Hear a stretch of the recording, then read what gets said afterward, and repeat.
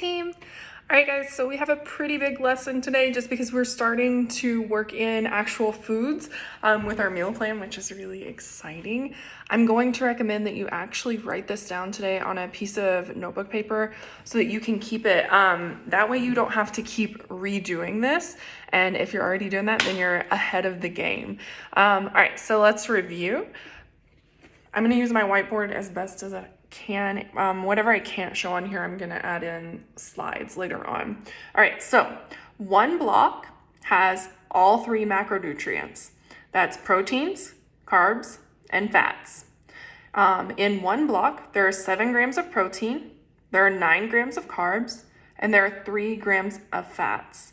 The average female client is allotted 11 blocks per day, and the average male client is allotted 14 blocks per day. So we've learned this almost every day. It should be just burned in your brain and you think about it every night when you lay down to go to sleep. It's what puts you to bed, right? It's getting easier though every single day. So the next thing that we want to do is start adding in our numbers for our clients and their macronutrients.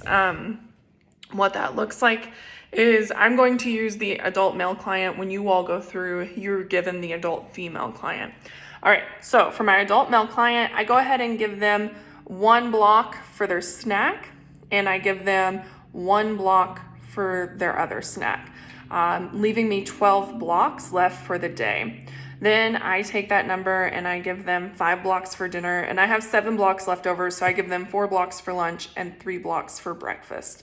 This could change based on what my client gives me as far as information. Maybe they don't eat breakfast, maybe they don't eat dinner. And so I would have a conversation with my client and ask them those questions before I actually filled in those numbers, but we're guessing right now. And so this is what I've broken it down to. The number of blocks for each meal should add up to the total number of blocks that they're allotted. So I take 3 plus 1 plus 4 plus 1 plus 5, which gives me 15 blocks.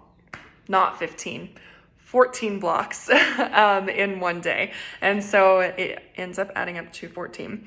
Next, I'm going to fill in how many macronutrients they're getting in that block or in that meal. And so for breakfast, if they're given 3 blocks, then I'm going to take that number 3, multiply it by 7 to get my grams of protein. P equals 21. Then I take 3 times 9, giving me 27 grams of carbs, and then 3 times 3, which is 9 grams of fat. I'm going to do that all the way across. 1 times 7 is 7. 1 times 9 is 9. 1 times 3 is 3, giving me 7 grams of protein, 9 grams of carbs, 3 grams of fats. I'm not going to go all the way through all of those just because you guys have been doing this almost every day.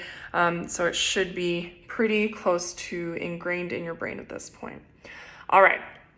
Now, the next part is where we start getting a little bit trickier. So now that we've mastered planning the blocks, we're going to begin the actual meal plan for our client. This provides our client with sample meals that they can make. It doesn't necessarily mean that they're going to follow it, but if you give your client an actual meal that they should be eating, it takes the guesswork out of it for them. And then they can just say, oh, for this meal, I'm eating eggs and fruit and avocado, right? And so the measurement, I'm actually going to give you a chart that's going to make this really easy. And the measurements on this chart for each item that's listed is for 1 block. And so that means if you look on the chart, and I'm going to go ahead and insert it here so that you guys can see it.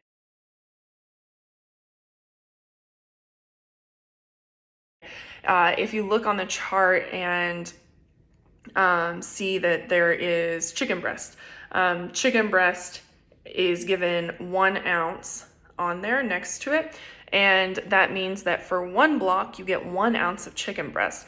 But if you're planning a meal that is 3 blocks, then that means you take that number, multiply it by how many blocks that you're getting. So your client would actually get 3 ounces of chicken breast. They would get 3 ounces of chicken breast at that meal. I'll show you how to do this. Then you're going to get a chance to create that sample meal plan for your client. Remember, creating a whole nutrition plan is your final project this semester. So make sure you're doing this with me and write it down, because it's going to save you so much guesswork. And it's going to keep you from having to redo this every single day. All right, so my client gets 3 blocks for breakfast. I'm going to look on the protein list, and I find that 1 whole egg is 1 block. So for breakfast, I'm going to give my client eggs, and so they would actually get 3 whole eggs. So I'm going to write B for breakfast, and then I write 3 whole eggs. Okay, so that's given them their protein. Then I'm going to look on the carbohydrates. I'm going to choose oatmeal for the carbs because oatmeal is a good breakfast item. And 1/3 cup of oatmeal is for 1 block. But my client gets 3 blocks for breakfast. So I take 1/3 and I multiply it by 3, giving my client 1 whole cup of oatmeal. So I write 1 cup oatmeal. Okay, that's their breakfast so far, but they still need a fat.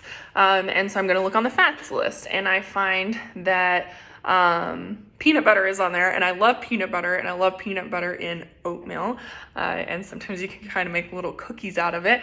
So I'm gonna find that peanut butter has 1/2 a teaspoon, which is not very much, but that's okay. So 1/2 of a teaspoon of peanut butter is for 1 block. I take that number and multiply it by 3 because my client gets 3 blocks. So they get 1.5 teaspoons of peanut butter. So I write that down. And I'm just gonna abbreviate because everybody knows that PB means peanut butter. So far, that is their breakfast. It takes the guesswork out for them. And so I would have that on their meal plan for breakfast. And then I'm going to go to the next meal. The next meal is snack number 1. This one is gonna be really easy because it's a 1 block meal, meaning that I'm just gonna go on the list, choose something, and write it down. Since this is a morning snack, I'm gonna keep it light. So I'm going to choose cottage cheese, and they get 1/4 a cup cottage cheese for their protein. And again, I'm just gonna abbreviate to keep it simple. So 1/4 cup cottage cheese. Then I'm gonna choose 1 peach for carbs because peaches in cottage cheese is actually really good. So I give them 1 peach. And then I have to look on the fats, and I'm gonna choose avocado because I love avocado, and they get 1 tablespoon avocado. And that doesn't sound like very much, does it? Okay, so snack number 1 now looks like this. So now I have 2 meals of their day planned. That's all that we're gonna do today, just so that you guys don't get overwhelmed. So now it's gonna be your turn. You're gonna get to create just 1 sample meal for your client. I would recommend that you write this down and keep all of this, even this part, so that every day you're not having to redo it, and they're going to get the same amount of blocks every single day. It's not going to change.